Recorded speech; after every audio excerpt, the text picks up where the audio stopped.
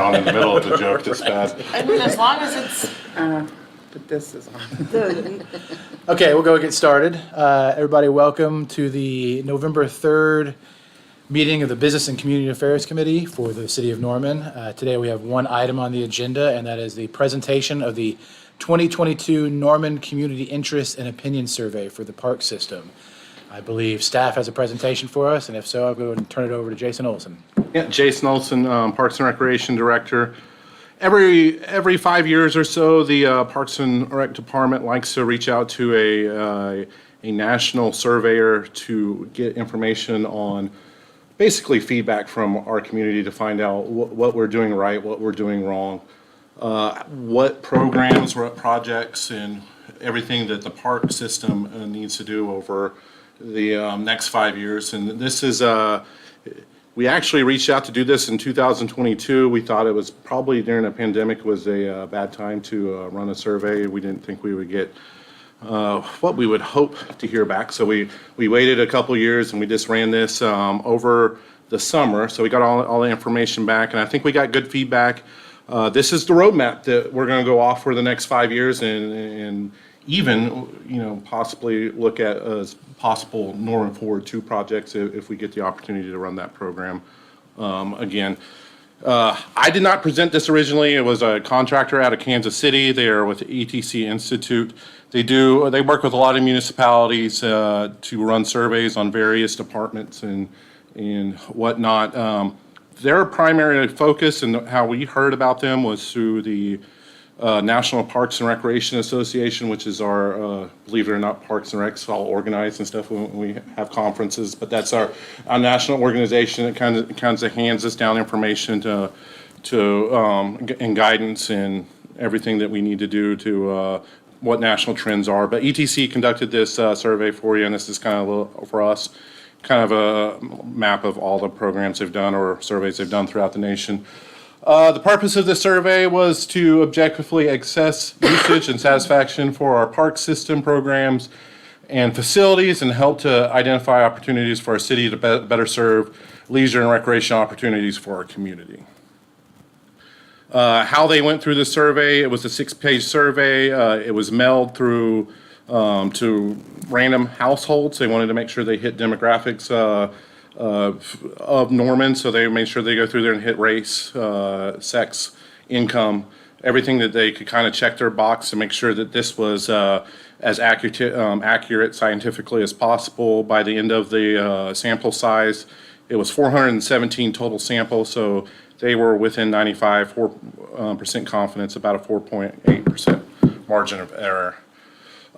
This is some of the information we learned in I think that as Norman and as a council, as a department, and as a city, we should be proud of ourselves of the what we're offering out there. We got a lot of positive feedback, shows that we're doing something right, and there's a lot of people using our parks. And when you talk about quality of life, parks are very important and somewhat as a recruitment tool to get people to move to your town. So you want to make sure that what you're doing is right, what you're offering is right, what we're putting in the parks is what people want to do. 85% of the respondents indicated that they've used their parks or facilities within the last year here in Norman.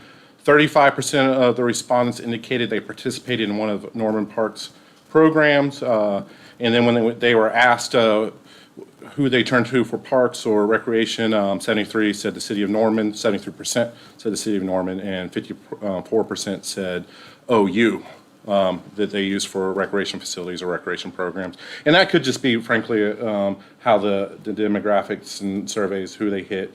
And sometimes there's a little bit of confusion. Some people think Reeves Park belongs to the university. And so these are our top priorities based on this analysis. Number 1 is trails, pathways. Indoor swimming pool is number 2, community gardens. Dedicated social space for active older adults. And some of this sounds a little bit familiar.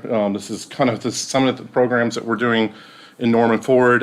Park benches, indoor fitness classes, dog parks. What they wanted to see in our recreation program is adult fitness and wellness programs, community events, nature and environment, educational programs, fitness classes, community garden programs. So you're kind of seeing a connection to some parks right there. Outdoor hiking, walking clubs, adult art and performing arts. And you're kind of seeing in the past decade or so where you traditionally thought recreation was based in a basketball gym or a baseball diamond. Sometimes it's starting to spread. People are thinking recreation a little bit different, and that has a lot to do probably with the pandemic and how people exercised and got out. And what they did during the pandemic was not what the traditional recreation was, and I think that changed a lot of people's views. Wrong button. Before you go on. Yes. Councilor Studley. Go back to that page really quick. Okay. On these, because I think there's a lot of misconception about what Norman actually has or what we offer. On that list, can you maybe expand on what we already currently offer that's on that list? Oh, sure. We do have trails and pathways. I believe our trail system somewhere around 4 miles, and we plan on adding several additional miles once we connect Legacy Park or Legacy Trail down Flood. Indoor swimming pool that we have 2 currently under construction. Community gardens. We don't have any that is ran by the park system. We do have community gardens that are ran by volunteers in a few of our parks. Social spaces, dedicated social spaces for active adults, older adults. We are working on that. We do have a senior center, but it's very obvious that does not fit our needs. So we are building something in Norman Ford. I think everybody knows about the Senior Wellness Center. Park benches and relax. There's park benches in every park.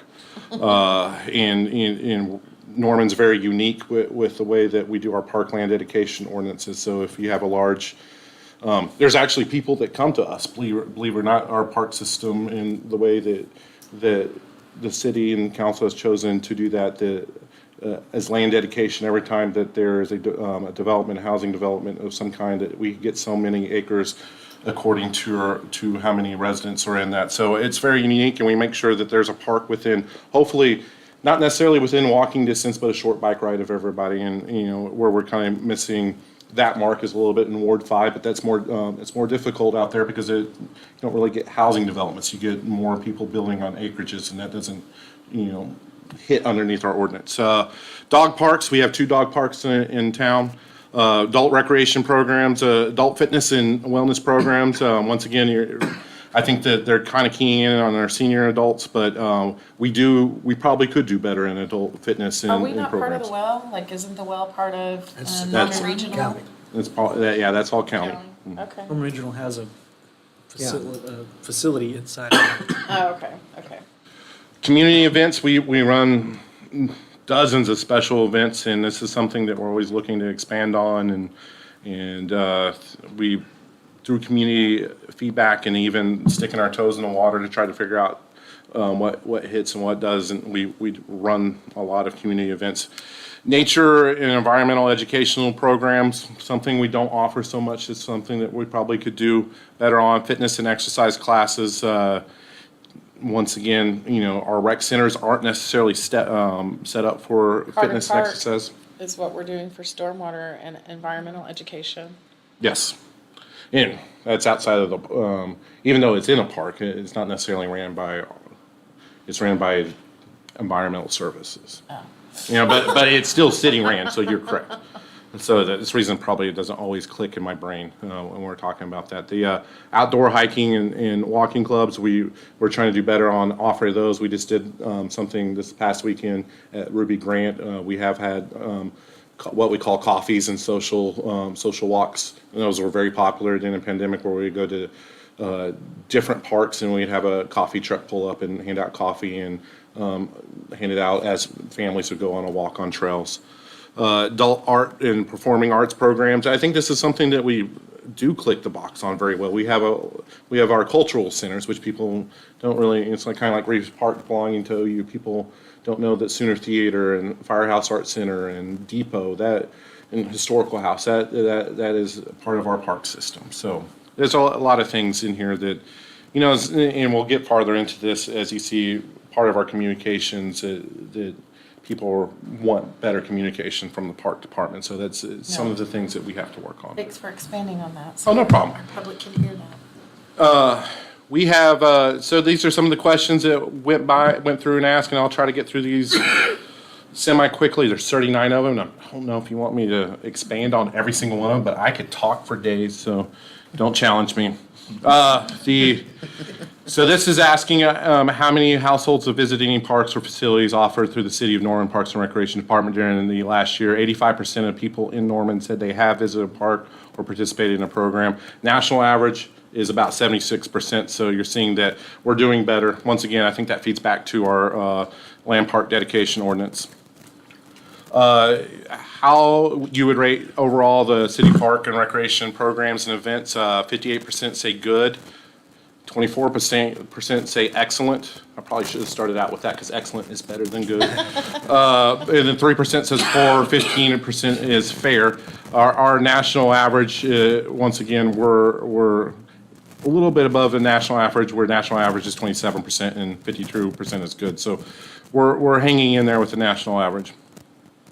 In the past 2 years, have you or other members of your household participated in any programs offered by Parks and Recreation? 65% said no, 35% said yes, but that is a 32% national average. So we're right in there in that window. How would you rate the overall quality of the city parks and recreation programs and events? We have, let me start out with the correct one this time, instead of going from left to right. 28% says excellent, 61% says good, 9% says fair, 3% says fair, poor. And once again, we're hanging around there right at the national average, a little bit above on good. So, you know, this tells you the park system that the city is offering is hitting some of those marks. Satisfaction of parks and recreation services provided by the Norman Parks and Rec Department. And this is where you kind of look at the scale and it starts sliding. How close are parks to your home? 30% are very satisfied, 40% are somewhat satisfied, and you kind of see that gray and red area. That's where we're probably, we don't know necessarily what part of towns that is in. Even though the feedback came in, we didn't record names or anything. We know what wards it was sent to and how it was filled out. But the maintenance of parks overall looks like, you know, between excellent and good, we're about 71%. Number of parks in Norman still up there, very high. Quality of customer service of our employees is still hanging in there high. You're starting to see that gray area getting a little bit larger, and then kind of variety of programs and security of parks. You're starting to see that blue area starting to shrink. Quality of programs for adults. So these just kind of give you ideas of where we would need to work on, and then, you know, all the way at there at the bottom, availability of program and information about programs and facilities, and that's kind of where we're talking about. The survey said that we can do better in communication. That's a deficit that our department needs to work on for sure. Did they give you any insight on any of these, like security in parks? Did they tell you, is it lack of lighting, lack of fencing, lack of security presence? They didn't go into that much detail on Okay. those questions. Curious. Councilmember Graham. You kind of Sorry. went where I went. But also to speak to a little bit of that, our warming shelter is now open. So that might help with some of the calls that I've gotten. Yeah, so some of that, once again, they didn't go into security or why they didn't feel secure or what we could improve on. Is this saying that the security of parks, what can we do better? And I think that might be something that, it could be lighting. We've had a park that got vandalized and set on fire, not but once, but twice, and that was the playground system, and it got replaced. And what we did there is hopefully to add more security is put in motion sensor lighting. So that might be one of the fixes. You know, when you go for a walk in the evening, making sure that the walking paths have lights. So that's just things that I think lighting and feeling comfortable in your park is probably a lot of it. Park board recently adjusted our hours of parks. We got communication from our police department that, you know, dawn to dusk is not necessarily what works. Let's have clear hours. So the park board, after we gave them information, they said 6 a.m. to 12 p.m. Those are our clear hours so that we want community parks open, and then 6 a.m. to 10 p.m. on neighborhood parks. So is this, these are just little things that hopefully that we can adjust that dial a little bit better, and then people start feeling more comfortable. I was gonna ask, so did you find out like who it was that had done the vandalism and arson? Yeah, unfortunately, no, that would be awesome if we would know. I was just curious if neighbors might ever Yeah. caught. And a good thing about an incident like that, everybody becomes ultra aware of what has happened. And now that you have a new playground system in there, the neighborhood's taking more pride in that. Question 10, which 3 items should receive the most emphasis over the next 5 years? The maintenance of parks in Norman is at the top of the list. Security of parks, availability, this, going back to our communication piece, availability of information, variety of programs, and quality of programs for adults. And I think that's one thing that they did well is you're seeing these messages are very, very consistent through this whole survey. Mayor Heikkila? When you look at maintenance of parks, what does that conjure in your mind as doing? So pretty much maintenance of parks right now, this is how we're set up. Usually that we get maintenance people. We do have a trash crew depending on what park that goes through and it hits a park every day. But when you're talking about mowing, depending on how fast the grass is growing or other random maintenance things that would pop up during our growing season, you usually get mowing done every 10 to 14 days. And another thing that I would like the community to know that when these parks do get dedicated through our parkland ordinance, most of the land that we get dedicated back to us is unbuildable. And that's part of the reason that we're getting these parks given back to us. So, and reason that they're unbuildable is just, the grade of this property or the drainage of this property. Typically, this is where all these neighborhoods drain to. And when you have a very rainy season and you have a 1-ton mower, and you take your mower in there to mow and you have water, more likely you get the mower stuck or you do more damage than you will good. And these mowers aren't going to, everybody's mowed probably their grass in wet weather. It doesn't work out well. But this is where water collects in the neighborhoods. And how can we get better on that? I mean, we're working on systems with our park maintenance all the time to try to figure out how do we get around and mow and get eyes on there. I think that technology in the next year or so, because now we're working on a PO system, and our crew leaders, crew chiefs have technology where that when they go in the park that they can go on their iPad and check what's wrong and make sure that information gets fed back to our maintenance workers, or they go in there, when they get a complaint, and they can check that box and make sure that's happening. And we'll be able to see where our maintenance guys and how many times they're going to the park, we'll have a log of identifying what has broken or what has been serviced or what has got fixed. Somebody drove through the park and there's ruts, and our best indicator of this a lot of times, just because our park guys get around to most parks about every 10 days, is public feedback. And I know that y'all get a lot of that. And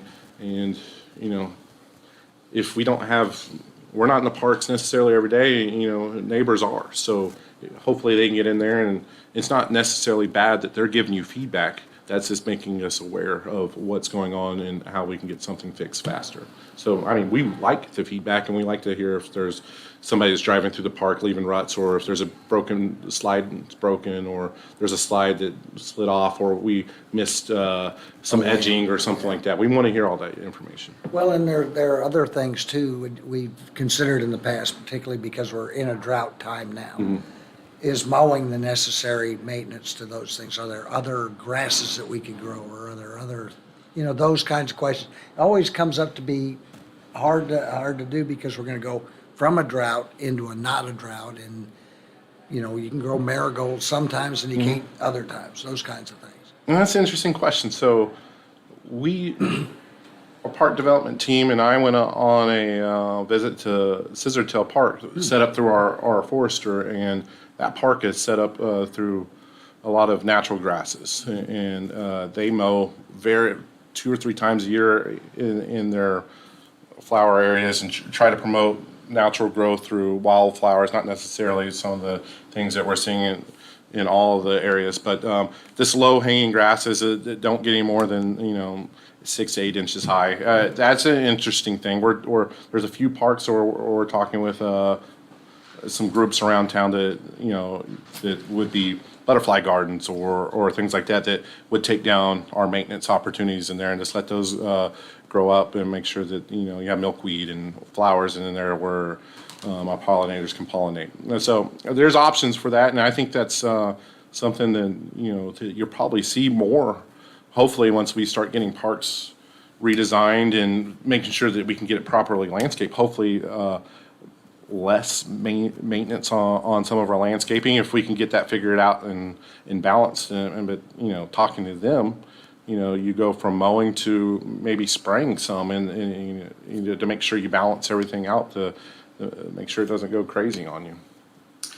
I'm all in support of some lower maintenance grasses in these parks for lots of reasons, but Councilmember Grant. I'm glad Mayor Hypla asked that because that's also where I was going. So we do have an app coming for the city where people could report that eventually, but right now, would they report those issues like a broken slide or whatever to the Action Center? Yep. And then also, we had talked about a beautification team, thinking about maintenance and in the future. And that would be something to think about a future budget. Yes, I mean, if the resources do become available, I think that's a perfect fit inside of the Parks Department. If we can take a portion, 3 or 4 guys, and all they do is go around and focus on beautification, streetscapes, landscaping inside parks. And I'm not talking about mowing, I'm talking about beautification, making sure the trees are trimmed, the flower beds are clean, and that we have flower beds in our park, and the irrigation works, and all that other stuff. It's a good idea if the possibilities ever do come up. Councilmember Schuler.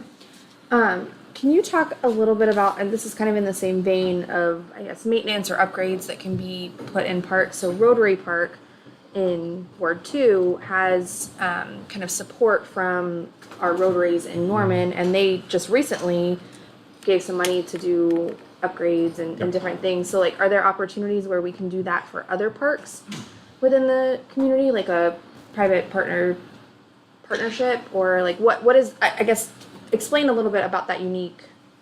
So there is a we do have a park foundation. It is separate from our city. So when those donations do come in, like from the Rotary clubs, in which they gave about $1,000 this year, and we collect those, and that gets in.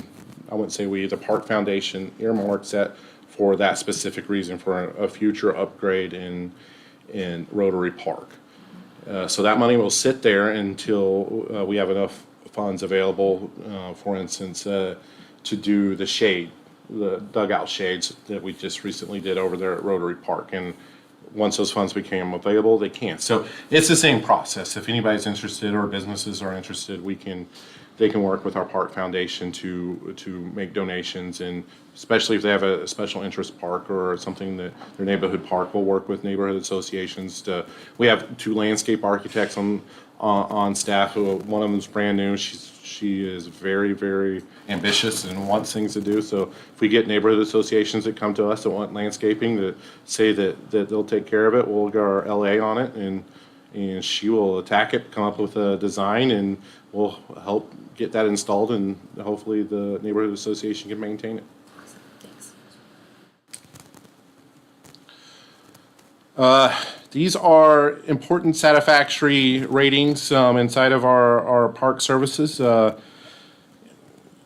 This is just a ranking, basically what's most important to people who took the survey. Security in parks is right up there. Availability of information. And like I said, very consistent with what everybody wants of people that took the survey. Maintenance of parks, quality of adults for programs, and I somewhat feel like a broken record, but variety of programs. And then all your green is something that we kind of consider that we are doing a decent job at. right now. Councilmember Tortorella. Hey, so I've noticed that the availability of information about the programs and facilities here, so that showed up twice. So what do you think that means? Is that, are they saying that we're not putting that information about what we're doing, about the park services and recs, and what do you think that means? So it's one or two things, is that we're not getting enough information out there, or we're not telling them where to find the information. So, and this is one of the questions, is where you find your information at a little bit later, and it's a variety of things, everything from social media to Thursday folders, which about 3 or 4 years ago, we used to put, every time we would have an event or a program, we would put it inside of our a Thursday folder for the schools. Schools changed that. They went through an email system, and the email system is expensive, and we don't think it works as much. We get back information from it, and that was a big way we communicate. But you get back information when you put a flyer on there, how many people open the email, and it costs about $400 to put in every school, and when we do that, and 9% of people open up their email, it's not worth it. We have our own email system, and we think that probably is a little bit works a little bit better. We can target, advertise on social media, and everybody has their feelings about social media, but you can use it for good. And if we're doing a specific program for parks, the demographics that we usually try to aim for is younger mothers, because those are the ones that are ambitious to find something to do with their kids. And you can go through there on Facebook and pick your age group demographic you wanted to, a female in a certain zip code. And we've done that. And we might have, in the pandemic, we probably fallen a little bit farther back on it. We just need to probably focus on figuring out how to get our information to people, and if it's target, marketing, or if it's putting banners out or printing out things and people standing at Walmart, we need to figure it out. So yeah. Well, the reason I'm asking, I always miss the 5K runs, Yeah. And I subscribe to your Facebook page, and when these runs come, I get them on Monday after the Saturday. And I'm wondering why they're so late. So You will not get timed if you run it that late. So I'm pretty sure that's what people were asking, or wanting to know about these things here, not to find out on Monday and Tuesday morning here. So what plans do you have to fix that besides the targeting on Facebook? I mean, I do subscribe to the city webpage and your page here, so I get those in my mail. Is people signed up? Are you signed up for our email? I am. Okay, I am. and sometimes that comes out a little bit. It comes out once a month. We don't want to flood people with emails, and then if we have an event that's later in the month, sometimes that can get buried. It's a good question. We need to work on, probably with Tiffany in our communication office, to find out how we can get information to people where they will retain that information. Well, I heard the transcript's looking for content, so I want to work with them. Yes, yeah. And first time in a long time that we're buying ads. We're buying ads for the Veterans Day ceremony coming up, and when you think about through the transcript, and I think that fits within that demographic. Right. But does a daddy-daughter dance necessarily do 25-year-old dads necessarily pick up the transcript? I mean, we have to figure these things out. We have to figure out what age demographics, and when we're wanting to target market, how do we make that happen? Thank you, Jess. Do we have the ability to do inserts in water bills that are basically targeted to certain wards or certain areas, or do they have to go out blanket to the entire city? A water bill is blanket, and we do that. We put in about 5 or 6 inserts a year. Usually it's our Westwoods, our dances, July 4th. We've put information in there on Juneteenth before, so it's just that when you put it in there, that goes out to all 40,000 somewhat. But then again, there's also, in our digital age, it's changing. People are opting out of their bills, so it's not necessarily going out to everybody. Good point. That's a good point. Councilmember Schuler. Just wanted to make a point about the challenge with social media. Even if you follow the page, it might come later. But the challenge is that the algorithm doesn't necessarily push your information, even if the person is has liked the page or follows it, because there's so much competition for content. And so you're probably doing like positive things and like posting on the page and all that kind of stuff, but you have no control over when that gets pushed to someone's feed, outside of, promoting and Yeah. running ads and like uplifting that content. So There's it this- does become difficult. So I'm sure that Tiffany knows more about it. Oh, yeah, but she does. I can't tell you how many pages that I follow, but I don't see the content for 3 days after, or even my friends that I, interact with a lot. was So so- like it's, Social media is a science, and they're becoming more reliant on advertising, and you're seeing that with what's going to happen with Twitter. I mean, you're not going to be able to get information out unless you pay to get that information in everybody's hand. yeah. Councilmember Grant. So thinking about a city app in the future, you could have a feature that helps people find events near them. Yes, and that's a great idea too. You know? Organizations, you or your household use to satisfy the needs of the parks and recreation facilities or programs. This is just going over what everybody uses in the city. So right there at the top of the list is Parks and Recreation. OU is right underneath that. State and county parks, private gyms and organizations, faith-based organizations, school district, YMCA. And it kind of gets lower and lower here in Norman. It's good to see that when they think about park or recreation facilities, that our Parks and Recreation Department's at the top of that, and it's not necessarily that for every city. Program priorities, so this will go into what programs that the community feels like we need to focus on. Community event programs, adult fitness and wellness. Like I said, there's a theme through this. Fitness and exercise programs, nature, environmental education programs. And this is one of those things that too, when you kind of see that nature and environmental educational programs, got to remember that we have possibly a river nature park Norman forward in the future, and we also have a new nature park that y'all have already budgeted. It's on the east side of town, on the old Mattoon property, that hopefully we can start helping out getting that, respondents down. Arts and education for adults, community gardens, outdoor hiking. This is kind of what you saw, what was needed earlier, and on and on. How well households' need for recreation programs are currently met. Once again, if you see a bunch of blues, that's good. As you go down and see grays and red, that's bad. So community events that they think that's being pretty well hit. Youth sports, early childhood. You're starting to see it get a little bit thinner, but our learn how to swim programs, and I think that as we open our YFAC, that'll get better, and I guarantee that's expanded since we've had Westwood open. Before and after school programs, which is very important to our community. Water fitness, and then you kind of see all that martial arts, adults. This has kind of opened up. I remember as we were putting this survey together, we were sitting in a room trying to figure out everything we wanted to put in there. You got even pickleball lessons. These are just things that people would like to see. Estimated number of households, the cities whose recreation programs are partly or not met. Needs are partly or not met. So you see the gray area, that means that are partly met. If you see a big red area, that means we're not meeting those needs. Adult fitness programs, that was something that you kind of hear a lot, but people are thinking, that's the one we got the most response on, but it's kind of almost 50-50 right there.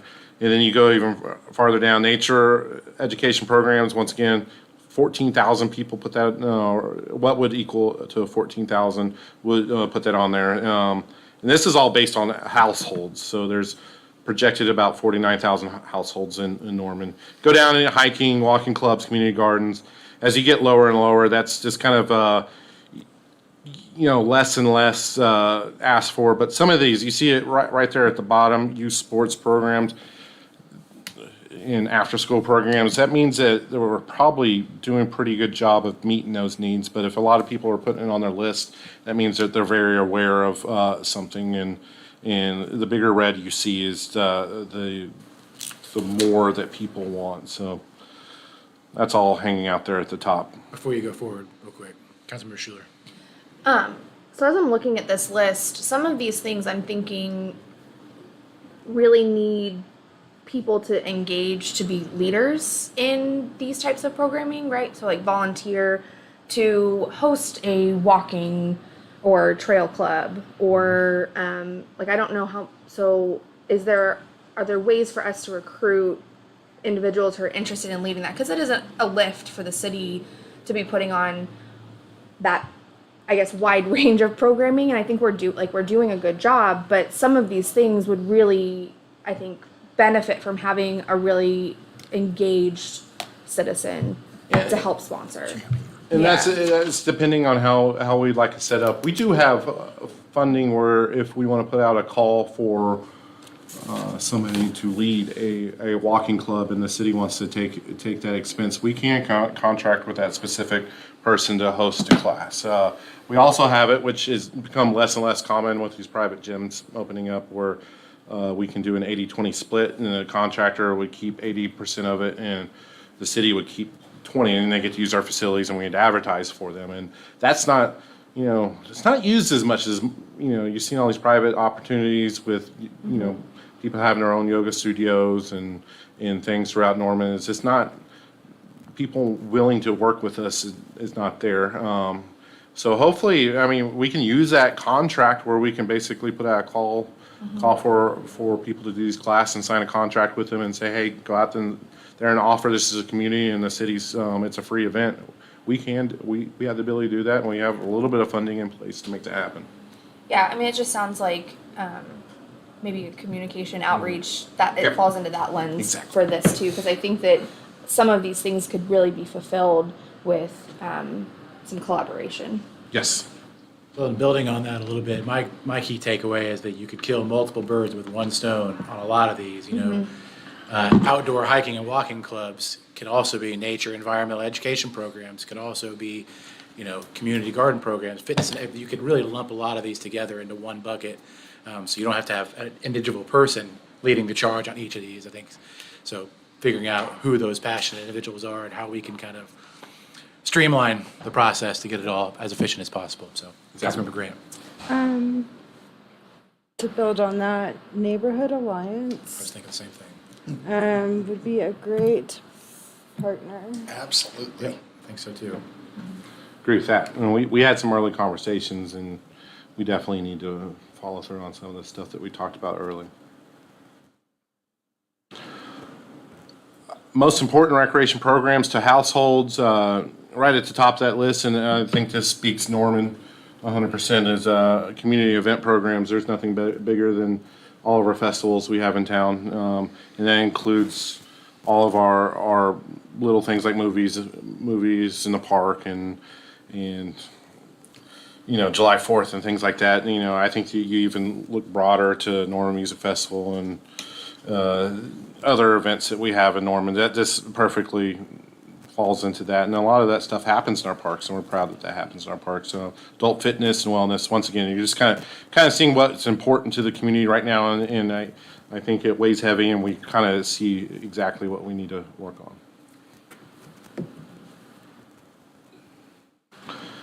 on. This lines out exactly what our top priorities and medium report priorities and low priorities are.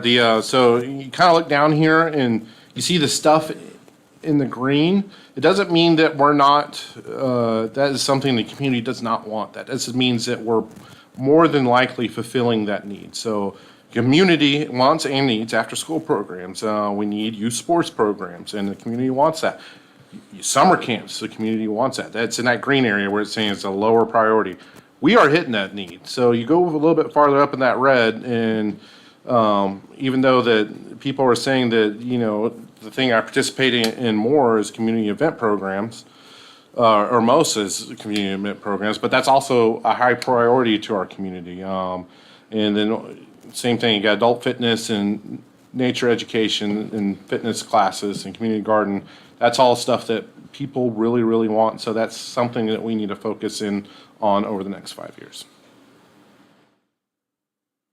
Facility priorities, kind of ask some questions about what we need in our parks and what exactly, how we should be designing our parks, what we should be asking for in capital projects, maybe what we should be asking for in future bond projects, park benches and places to enjoy nature. It's right up there with trails and pathways, park shelters and facilities. And everybody wants shade in their parks, and that's good information to have. Dog parks, community gardens, indoor fitness classes, indoor swimming pool. That's all right there at the top. And once again, some of these are pretty obvious that there's on the bottom, even though soccer fields and baseball fields have a lower percentage. That just means some of that is, you have to balance a little bit with this, like the soccer fields and baseball fields. We are hitting our need in Norman. People don't necessarily want more of those, and things that we don't have that are listed, like a BMX track or inline hockey facility. We do not have those, and it's a low indicator of what people ask for. So that's probably telling us that we probably shouldn't be focusing on those too much. Skate park, the reason that's small, I'm guessing, is because we have an Andrews one out there. We already offered that, and it's low, so it's just not a priority of what things people want. But so if you look at the top of the list, this is what we need to be doing in our parks, making sure that, and I will say this from Northern Forward projects, this is always amazing to me when we do put something on Facebook. A playground gets more run than the Young Family Athletic Center. What does that tell me? People care about their neighborhood parks. So that's that. It doesn't say that we don't need basketball courts, but the thing that touches the most people in our community is the neighborhood parks. I think that's just easy to understand, and hey, we got our marching orders from our residents. That's what a big thing we need to focus on. So this what we need to do in our parks. Can you enlighten what spray grounds are? Yeah. Is that like sanctioned graffiti areas? No, I think those are, like what we have out at splash pads. Yes, thank you. Oh, okay. Spray grounds. Not a super high priority, or we're filling those needs, or Westwood's covering that during the summer. Gotcha. I was hoping that was an art piece that we could cross over with. Same ideal right here. If you see a bunch of blues, that means that this is we're currently hitting that need. I will say playgrounds are we're hitting that need, but you do go through a lot of our neighborhood parks, and when we do replace playgrounds, it's a big deal. People go absolutely berserk and are berserk happy when we replace them. Soccer fields, disc golf course. These are some of the things that we're hitting. Golf course. You got to. I'm trying to remember how all this is read. You have to remember we did this in beginning of November, but this is just kind of what we're hitting. Our facilities. We're currently meeting some of our needs, and how our households kind of read all that. Estimated households who recreation facility needs are currently met or not partly met. Once again, the thing that's mentioned most are trails, steps, pathways, indoor swimming pool. We're going to check the box a couple times on that in the next couple years. Community gardens, we probably have a huge hole right there that we can do some stuff on, because we just, the city's not participating. I've seen some cool concepts out there and love to show everybody that once we get it fully planned out. Dedicated social space for active older adults. That's coming with our senior center indoor fitness classes, and if that's kind of indicated with our older adults in town, that's coming as well. Benches. People want benches, indoor fitness facilities. You kind of see this, once again, if you figure out that 17,000 is basically, if you do the math according to the 400 and some odd people that fit that, that's how many households would in Norman out of our 49,000-ish would be requesting. Everything is kind of leading up to that top path, which is trails and indoor swimming pools is the most desired. Most important recreation and facilities and the amenities to households. Once again, trails, pathways, hanging out there at the top, parks, indoor swimming pool, park benches, that is, indoor swimming pool, dedicated social space for our active adults. Some of these be interesting here in when we do this survey again here in about 5 years. hopefully some of these needs will be met. Dog parks. We only have 2 dog parks that are officially park system, Northern Park System dog parks. Once again, you kind of look at, if it's on the green and we have it installed, that doesn't mean that we don't need it. It just means that more likely that need is being met with what we have. If it's in the red, that's something that people really, really want to see more of, or have more access to. So once again, your trails, indoor swimming pool, community gardens. Blue is kind of your medium wants in town. Support mechanisms, improvements. How are you gonna get there? What we need to focus on? A large percent. You see all those blues right there on the top of it. Upgrade existing parks, preserve open and green space, update park facilities, preserve and maintain historical significance of park property in the city. It's very important. We're going to be working on that piece as we try to correctly zone a bunch of our parks that we've missed. Increase hiking trails, acquire and redevelop parks and additional playgrounds, shaded space and areas. Upgrades to the city recreation facilities. And once again, I think that need's going to be interesting to see how that need is met once we open up Young Family Athletic Center and the Senior Center. Increase program and events. These are all things that you kind of see that people really do support in Norman. Which 3 items are the most important for your household to maintain and develop? They want us to upgrade existing parks, update park facilities, preserve open green space, and getting less important to the people that are surveyed as we get to the bottom. Acquire property to redevelop into parks, increase connectivity from trails, which is kind of interesting when people are asking, or that's kind of a medium priority of what they want us to maintain, but it's top priority on what people want to see. You know, Mr. Chair, when we look at a graph like that, kind of the happy feeling I get is, community recognizing that more that you're not able to maintain is not better, but improving what we have, and we know we can maintain what we have. We see great value in investing in our current facilities because it doesn't stretch our maintenance crews that much thinner. It may actually make them more effective as we continue to invest in it. We have a lot of parks. I mean, it's a wonderful thing. Adding more acreage, we don't necessarily get to add the maintenance bodies and the dollars that go along with it. So that really makes me happy to see this as where our community feels comfortable. No, I absolutely agree with that. And that's, I remember bringing up at the retreat, our council retreat, the idea of more pop-up parks. Basically taking some of these neighborhood parks that are literally just a plot of grass.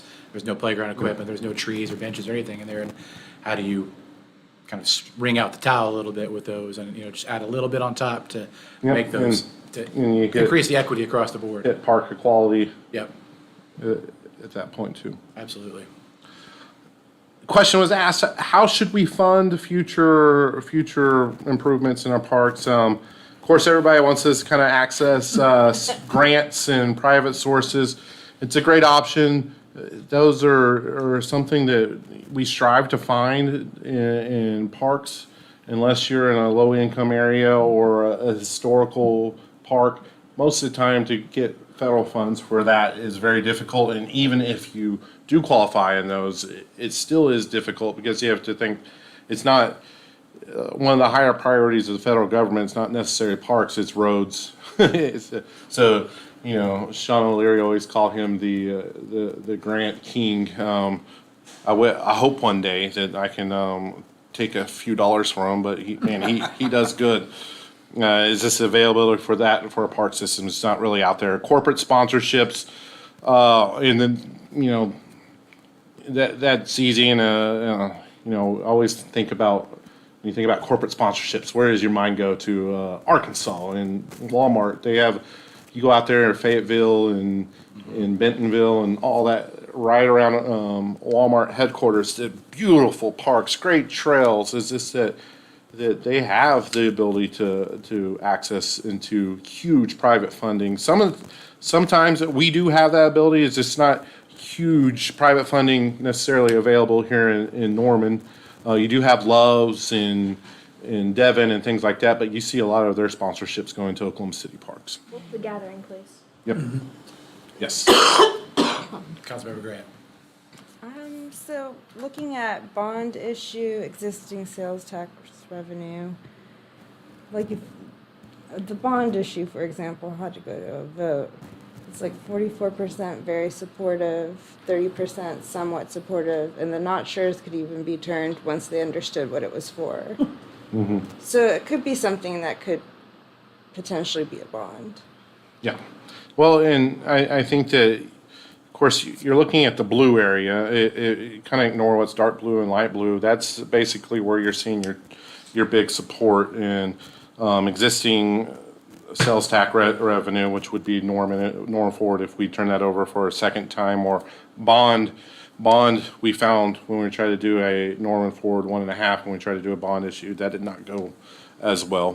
But even enterprise operations, concession stands and stuff like that, I mean, you're gonna have to, that's all even right there. To get an enterprise operation going on, that means you're basically bringing in the same amount of money of your spending, which Westwood almost fits into that category, not quite. There are years, depending on how the economy is doing or what current trends are going, we lose money out there. But enterprise operations are difficult for a park to make as much money as you can, unless you as a community wants to invest highly into that park. That means that you're putting in millions of dollars to make this park that's like a gathering place, and that's how you get an enterprise area.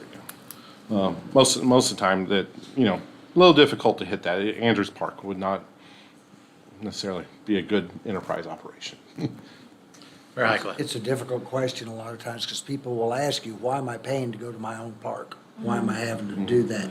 The state came in with parking at the lake, and all of a sudden, well, not those of us who are antiquated, but those of you who are younger have to pay $10 a day. Well, that's not free. That's your park kind of thing. So that argument comes up in that.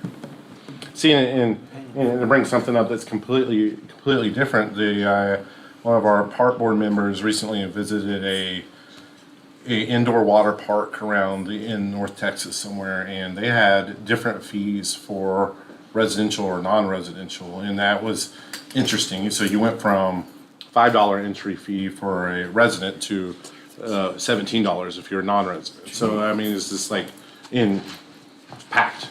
Yeah, so it's like if you make it a super nice place, people will come. It's kind of like Field of Dreams. People will come, Ray.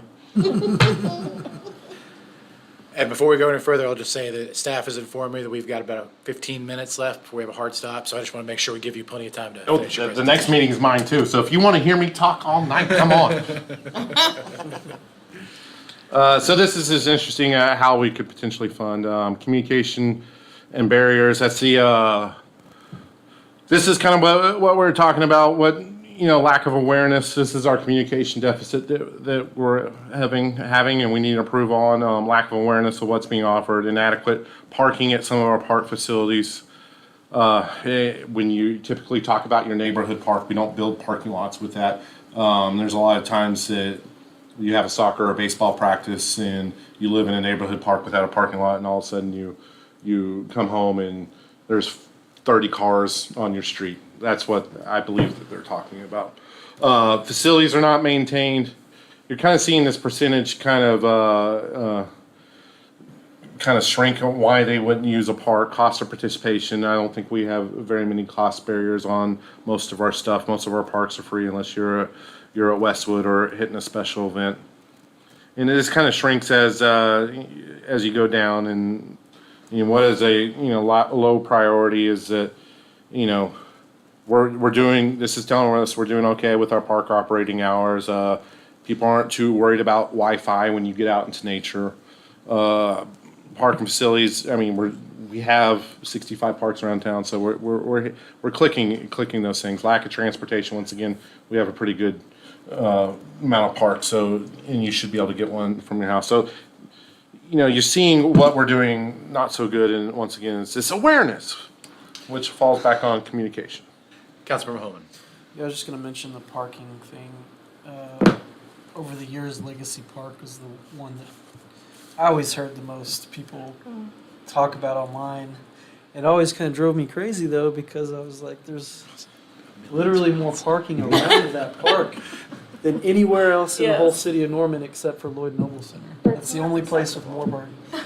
And it's like one of the biggest regrets I have every day now when I drive past there is that I voted for that parking lot at Legacy Park.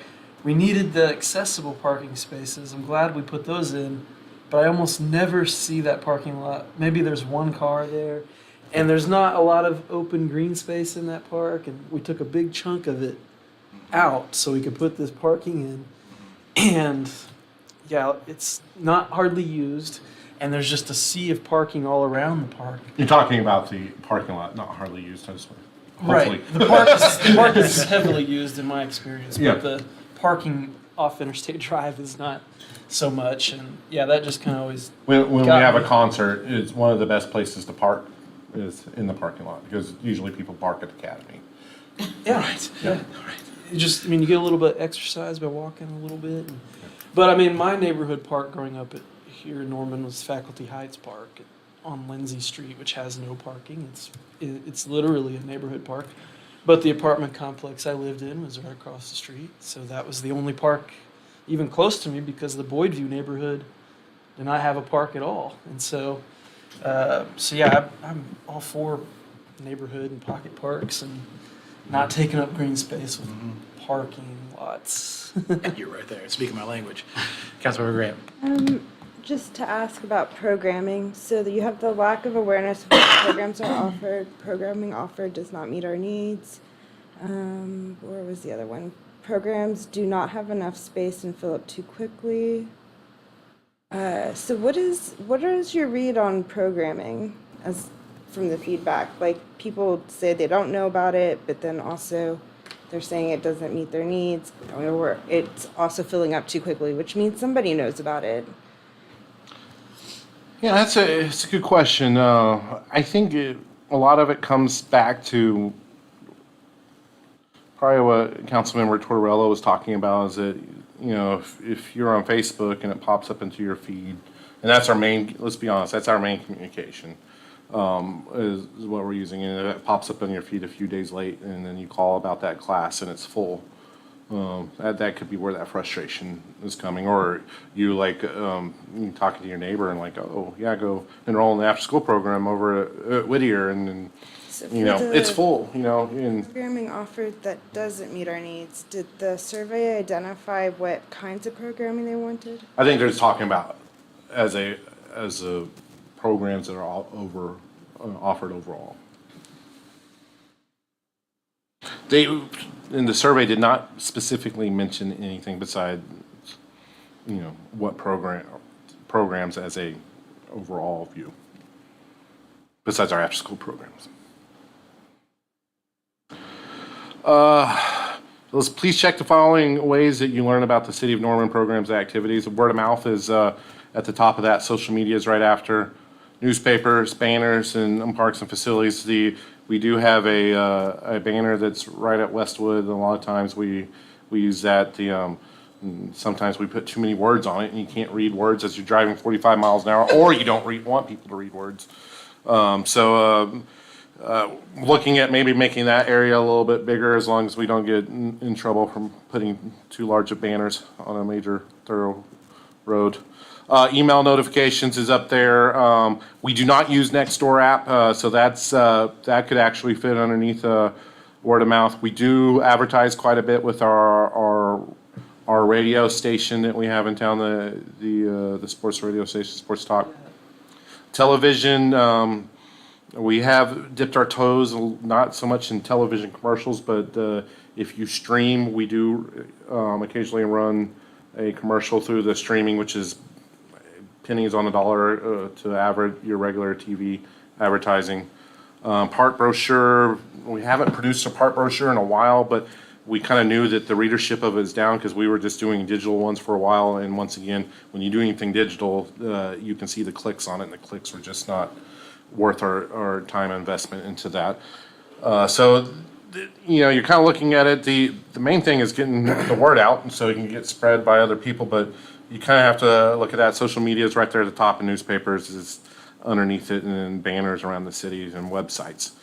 You kind of look at what's free, is social media for the most part, or very cheap advertising, because it doesn't take but $25 to throw some target advertising at somebody, which is pennies.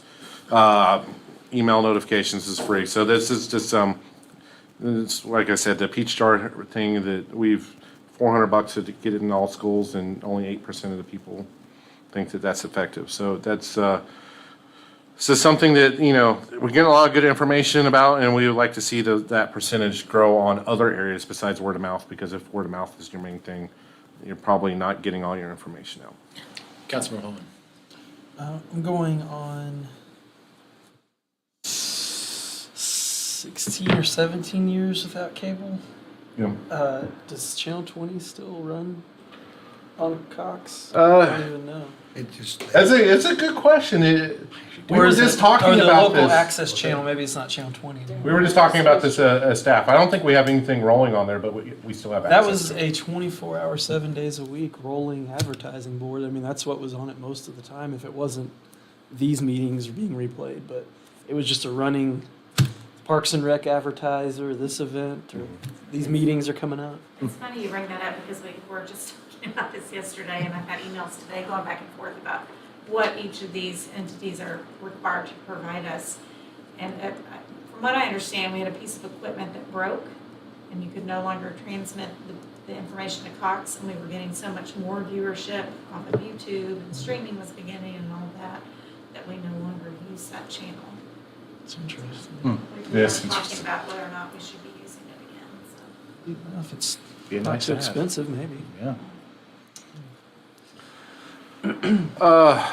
Kind of resources. Hotel visitors watch. Yeah, Sure. that's what I was thinking too. Maybe those are the Exactly people we need to what reach I'm either. Exactly. Preferred resources use of getting our information. Social medias and email notification, newspapers are our top three. Word of mouth is kind of hanging out there in the middle, and website, along with website. Additional findings, a level of agreement, various statements related to the benefit of, I'm also reading these as you go, if you haven't figured it out, so I don't have to figure out what this is saying. For related statements, benefits of the Norman Parks and Recreation Department. People think it's a very valuable resource. Once again, you add your blues in there and enhances the quality of life in Norman. Like I said, parks are very important to any community on recruiting and retaining residents to live here. Enhances the appeal of living in Norman. I like to think our parks are cool, so thank you for everybody that said that. Preserves the green space. Everybody, we live and breathe off of our green space, so preserving that is very important. Strengthens our community. You're seeing all these things that this shows you the importance of parks and recreation to our community. Making sure it's accessible. I mean, that's all very high.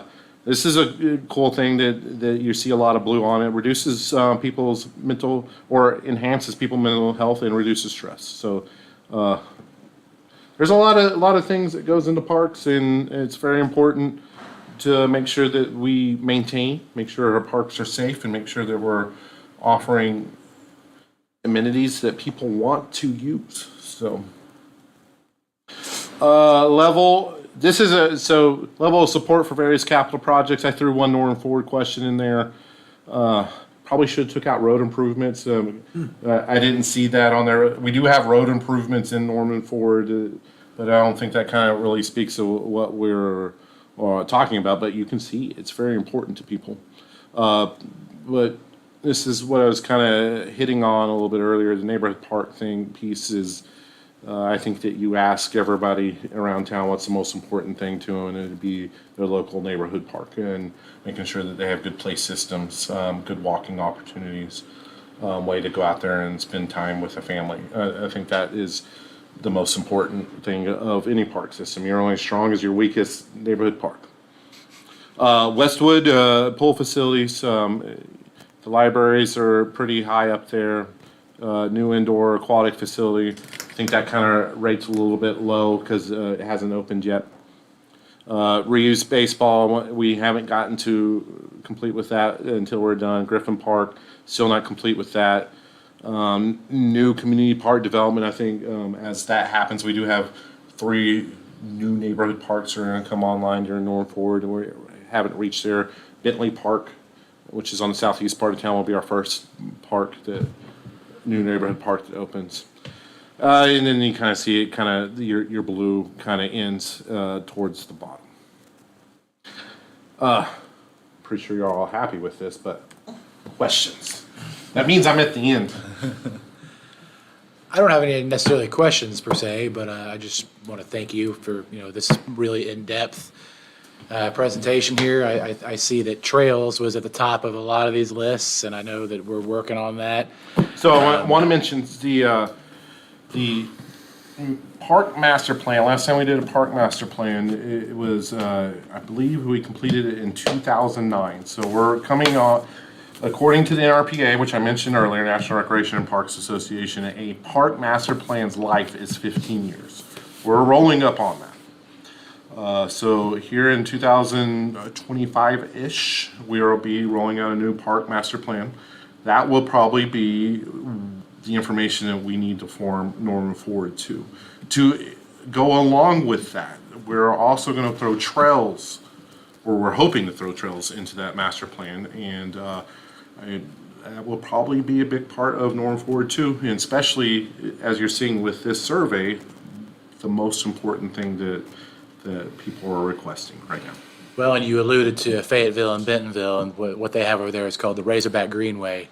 And it's a 400-mile trail system that connects 7 major cities. And I know they had a lot of corporate help with that, getting it off the ground, but they discovered this idea called trail-oriented development that is really, it's soft touch commercial, soft touch retail that goes along trail systems that really makes these things not just recreational trails, but now revenue generators for cities. So I'd highly suggest you kind of do some research and look into what they were successful with in that realm, and hopefully we can replicate something like that here. And I think there's a lot of interest from our neighboring, at least our neighboring Parks and Rec cities. I think that at some point as cities and councils that we need to work with ACOG and other cities to come up with a master plan for our trail system that connects cities, and everybody, all these metro cities, to get something like a Razorback Trail. Yeah. We need to be all on the same page. We're all hitting the same standards, creating the same trails that connect to each other. Doesn't help when Norman's building a 12-foot trail and Oklahoma City's doing a 16-foot trail and Moore is doing an 8-foot wide trail. We need to all be doing the exact same thing, connecting them, and ultimately, I think you would get paid back. That seems to be for in that. progress, starting the ideas being generated. Yes. Perfect. Well, I appreciate the presentation. Good job. Do you need any direction from council here, or is this just an informational meeting? Informational. Okay, that's what I like to do. Well, thanks, everybody. If there's no further questions, this meeting is adjourned.